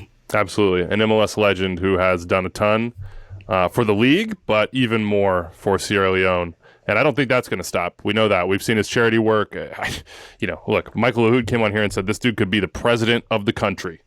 So we'll see what happens, but so much to be proud of if you're Kai Kamara and Sierra Leone. And that's it for us.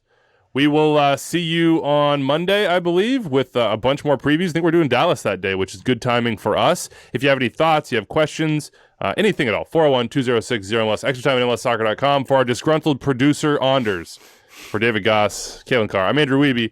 Adios. We'll see you next week, everybody.